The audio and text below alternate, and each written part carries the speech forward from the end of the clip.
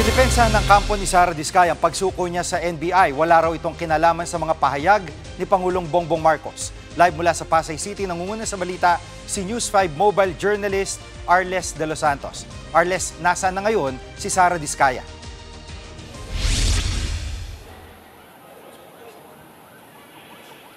Jiggy, nandito pa rin daw sa NBI headquarters itong si Sara Diskaya, no? Hinihintay na lang daw niya na ilabas ang arrest warrant laban sa kanya. At kanina, no, pagdating natin dito, tanghali, mahigpit na ang seguridad doon sa 9th floor kung saan pinaniniwalaan na ngayon ay nananatili si Sara Diskaya. At kanina, no, nakapanayam natin sa One Balita Pilipinas ng 1PH ang legal counsel nito na si Attorney Cornelio Samaniego. At sinabi, no, na bahagi na raw talaga ng kanilang legal strategy itong pagsuko, no, voluntaryong pagsuko ni Sara Diskaya sa mga otoridad at hindi raw nila intensyon, no, na pangunahan ang gobyerno o ang pangulo. Narito ang bahagi ng pahayag ni Attorney Samaniego.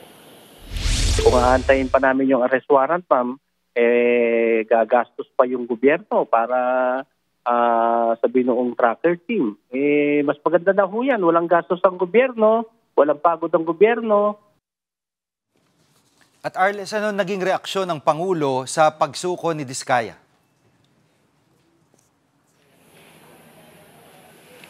Jiki, para kay PBBM, no, itong voluntaryo na pagsuko ni Sara Diskaya sa mga otoridad ay pagpapakita raw na tumatakbo ang hustisya. At maganda raw, no, itong proseso ng pagpapanagot sa mga sangkot sa mga anomalya sa ating flood control project sa ating bansa. Pakinggan natin ang pahayag ng Pangulo.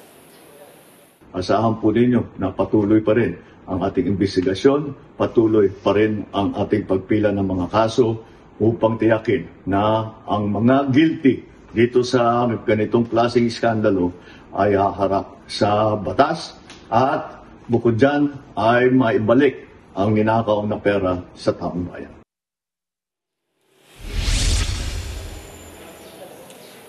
Jiggy, December 5, no, nang sampahan nga ng kasong graft at malversation ng Office of the Ombudsman itong si Sara Diskaya at siyang pang mga individual kaugnay ng umano'y ghost flood control projects sa Davao Occidental, no? At ngayon nga nagpapatuloy pa din na hinihintay nito ni Sara Diskaya na lumabas ang arrest warrant laban sa kanya. Ayan muna ang latest. Balik sa iyo, Jiggy.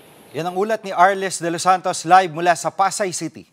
Mga kapatid, Jiggy Manikad po, pagdating sa mahalagang balita sa loob at labas ng bansa, dapat una sa lahat, mag-follow at mag-subscribe na sa social media pages ng News 5.